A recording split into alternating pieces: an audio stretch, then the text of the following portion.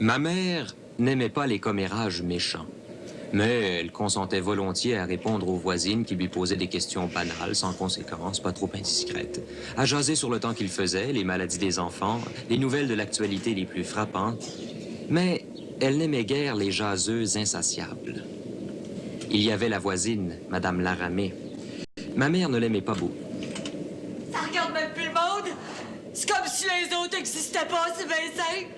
Montée de fraîche! Qu'est-ce que vous dites? J'étais distraite. Qu'est-ce que vous m'avez dit? J'ai bien entendu. Oui, vous m'avez bien compris, c'est la même chose. C'est toujours les mêmes qui ont toutes. Vous avez la santé, le bonheur, la joie de vivre, des enfants qui vous aiment, un bon mari. C'est ça qui est injuste, chienne de vie. C'est pas une raison pour lever la tête ses autres, ça. Puis nous cracher votre mépris dans la face. On peut être moins chanceux, mais avoir un cœur aussi. Un cœur à la place du cœur, qui saigne comme tout le monde. Madame Laramé, qu'est-ce qui se passe? Vous n'êtes pas dans votre état normal? Oh, j'en peux plus, moi, j'en peux plus. Il manque plus rien que ça, je sais plus quoi faire, moi, je sais plus, je me jetterais en bas d'impôt si je me redonnais pas. Puis vous pouvez pas comprendre, vous. Le malheur qui frappe jamais à la porte chez vous. Puis moi, ça arrête pas, tout me tombe sur la tête en même temps. Quoi donc? Dites-le, ça va vous faire du bien, dites-le. La tuberculose. Oh non! Oui, le docteur Monod, c'est ça, hier soir, je fais de la tuberculose. Non, c'est pas vrai. Pauvre de vous. Pas la consomption galopante, toujours. J'en ai fait plus jeune. Puis on m'avait soigné dans un sanatorium, puis je me pensais guérie à jamais, mais non, c'est revenu. Non, ben venez me conter ça dans la maison. Restons pas là, dehors, un début de mars, hein? Oui. Passez par en avant, je vais vous ouvrir. Bon courage! La tuberculose. Cette maladie terrifiait les gens. Elle courait sournoisement partout, disaient nos tantes. On la craignait comme la peste.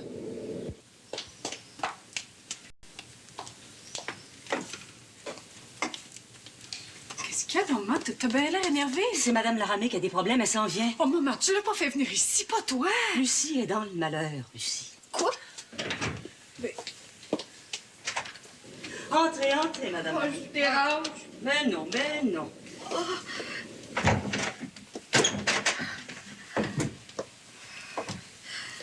Bonjour, Lucie. Bonjour, Madame Laramé. Maman me dit que... Quel malheur vous est arrivé, donc? Venez vous asseoir. Lucie va donc préparer du thé. Hein? Veux-tu? Ça va vous faire du bien. Hein? Voyons, la tuberculose. Ça se guérit bien mieux qu'avant.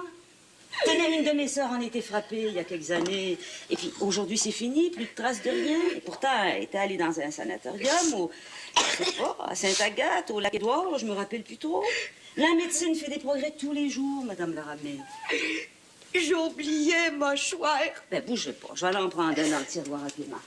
Je m'excuse pour toutes mes grossières remarques. Mes nerfs avaient craqué, même chose. J'avais compris. Merci.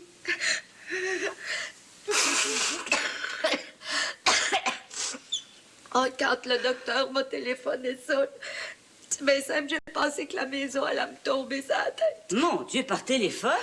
Il aurait pu vous faire venir à son bureau. Oh, puis au fond, c'est peut-être mieux comme ça. Je me serais bien écroulée sur son bureau. Soyez raisonnable, c'est pas un grave cancer ou quelque catastrophe du genre. Vous n'êtes pas à l'arrêt de la mort. Du courage, du courage. Ouais, ben du courage, c'est facile à dire, ça. Vous avez tout eu de votre bord, jamais de problème, des enfants en santé, jamais de difficultés.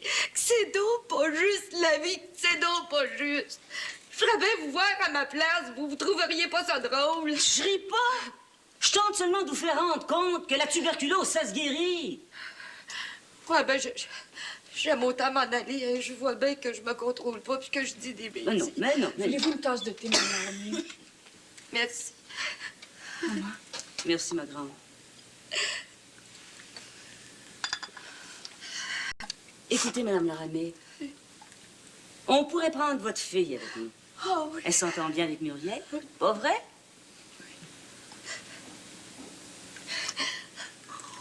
Votre garçon, René, Vous avez un parent pour le garder, une amie? Mais vous le prendriez pas, hein. Vous le garderiez pas. Je le sais bien pourquoi. Pensez pas que c'est pas une épreuve de plus, ça, une croix à porter, ce garçon-là. Dites donc pas ça.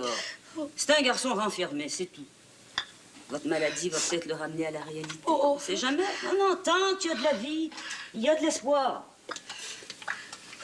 Oh non, je vous en prie, ben c'est ça. Je dois être toute défigurée, j'ai broyé toute la nuit. Vous a bien pris subitement, bon. Ben oui, je le disais à ta mère, j'en ai fait plus jeune. Puis miraculeusement, là, la maladie, c'est parti, c'est disparu. Le docteur qui me soignait, il en revenait pas lui-même. Ça se peut que ça soit un miracle, hein, parce qu'on m'avait amené voir le frère André à l'oratoire, puis c'était le 21 mars, là, le surlendemain de la fête du Saint-Joseph. La maladie, là, pff, disparue. Puis c'est revenu. On s'est-tu bête? Ouais, ma petite fille. Saint-Joseph, il a défait son miracle. Oh, le bon Dieu m'en veut, c'est clair. Mais pourquoi? Qu'est-ce que je lui ai fait? Je mène pas une si mauvaise vie. J'en suis rendue à me demander si le bon Dieu est juste. Si le bon Dieu existe. Oui, si Dieu existe, j'en suis rendue là. Vous êtes pas chanceuse, ça, il faut bien le dire, hein? Oh, j'appelle plus ça malchanceuse, c'est la guigne, la guigne. On nous a acheté un sort. Ça doit être la saudite sorcière de Palangelo, là, l'italienne espagnole du deuxième. Voyons, Madame Laramie, vous savez bien que Madame Palangelo est une bonne chrétienne, malgré ses petites pratiques de cartes et de pendule magique. Maman, ça cogne à la porte d'en arrière, non? Ah oui? C'est pourtant vrai. Qui ça peut bien être? Je sais pas. Je viens pour le charbon. Y a-t-il quelqu'un? Le charbon! C'est Monsieur Thibault pour le charbon de ton père. Il l'a entendu tout le mois de février. Va donc répondre. Puis va avertir ton père, Lucie. Va vite. Oui, excusez-moi. Apporte-toi donc une tasse. Lucie, tu vas prendre le thé avec nous autres. Maman. Oh, vous avez donné une fille serviable.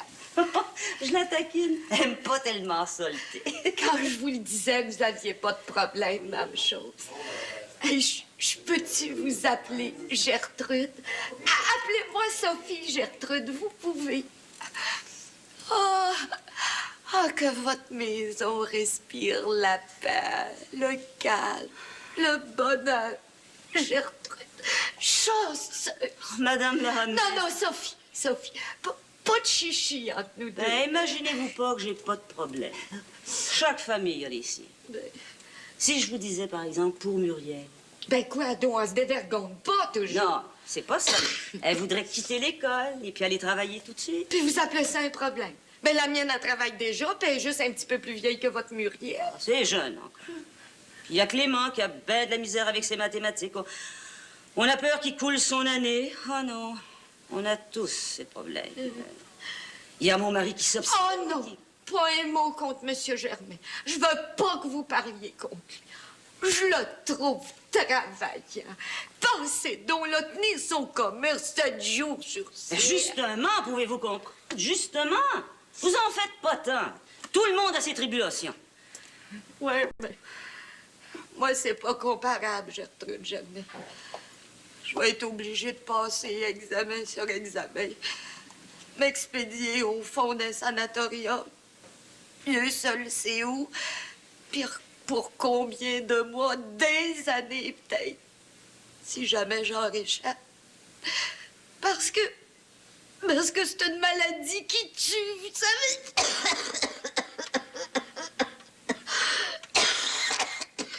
Vous le garderez, le mouchoir, Madame Laramie. Merci. Sophie, je vous répète qu'ils savent mieux soigner ça de nos jours. Maman, hein? Ton cousin, c'est pas de ça qui est mort? Oh, mon Dieu, mais qu'est-ce que je vous ai fait? C'est-tu parce que mon mari est sorti de chez frère? C'est-tu pour ça, Seigneur? Mais je l'ai pas enlevé à Dieu. Quand je l'ai connu, là, il était déjà sorti de sa communauté.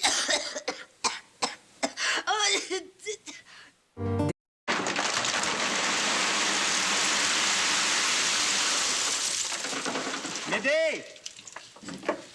Tu diras à ton père de venir me retrouver aussitôt que vous avez fini, hein? Je paierai. J'ai un client à côté. Il s'en vient, là, si vous voulez y parler. Bam, M. Germain! Ouais! Qu'est-ce qu'il y a, M. Germain? C'est bien 20 poches que vous voulez. Oui. Je voulais juste vous dire que j'ai débarré la porte en arrière. Vous viendrez vous faire payer après. All right, ouais, chef, là.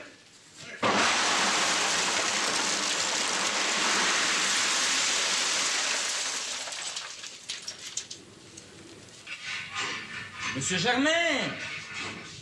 Monsieur Germain! Ma soupe va refroidir si vous n'arrivez pas! Hey! C'est pas parce que je suis en chômage que je suis obligé de passer toute la journée ici. Ah bon? Oui. Bon. Ah oui, votre soupe. Bien, regardez. C'est encore chaud. Ça fume un peu, hein? Avec des biscuits au soda, s'il vous plaît. Ouais.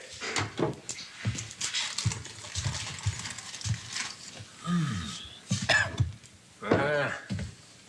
Merci. Bon appétit. Merci. Bon, où est-ce qu'on en était, donc, là? Hein?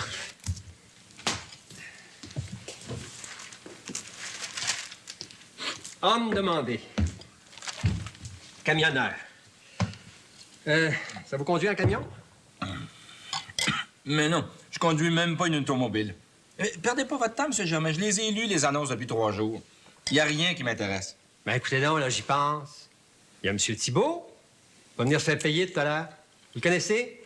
Thibault, ouais, Charbon. Il cherche un homme. Voulez-vous que je vois comment?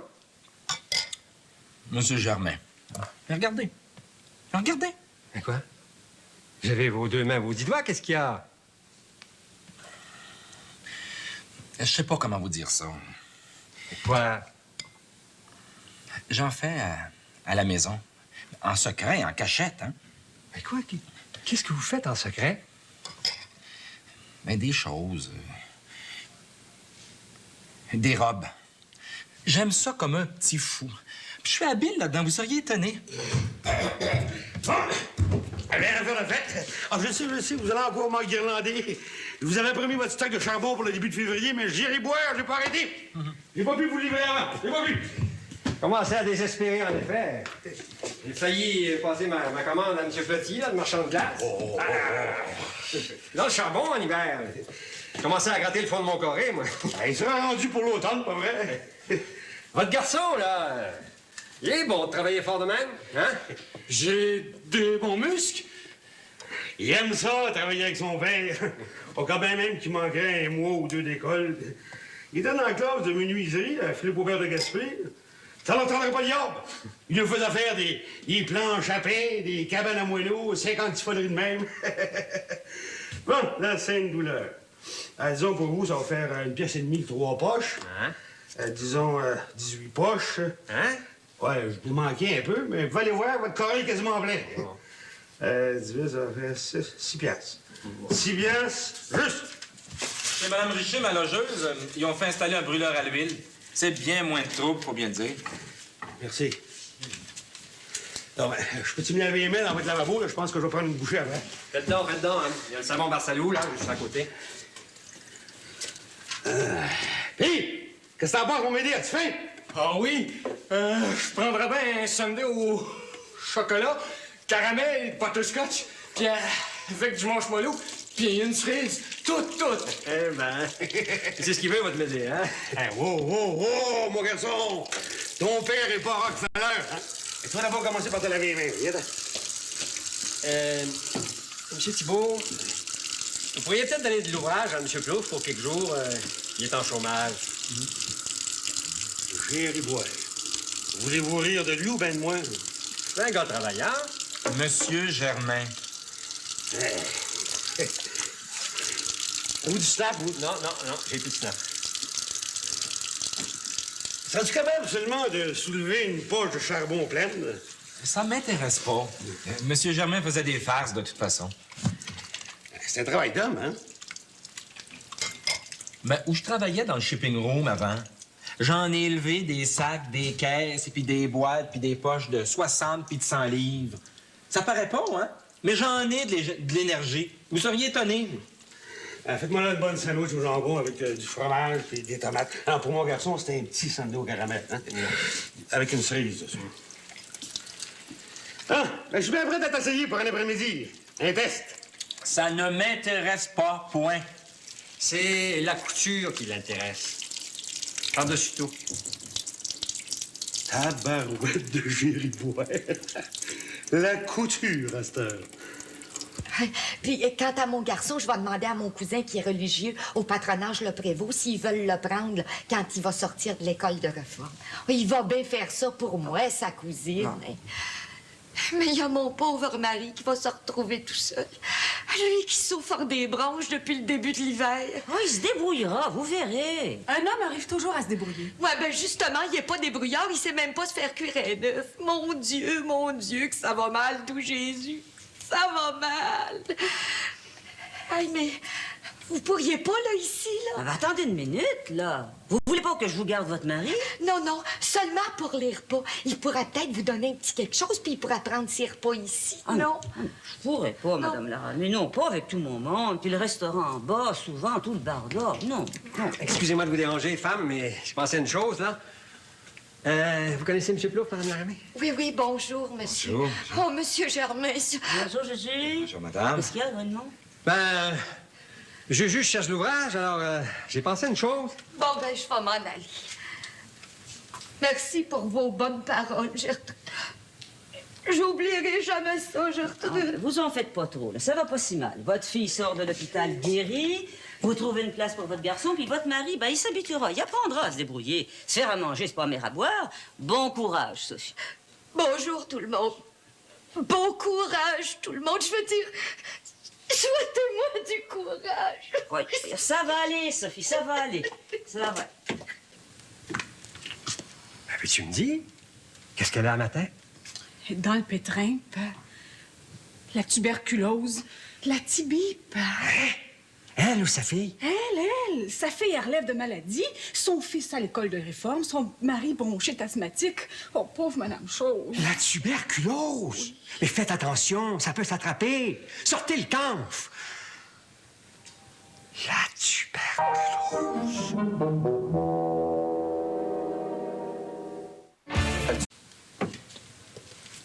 Lucie t'a raconté? Pauvre Sophie. Je l'appelle Sophie. Oh, tu sais, mon vieux, c'est une bonne fille, au fond, cette femme-là. Elle a plus que son lot de malheur, c'est pas de justice. Oui.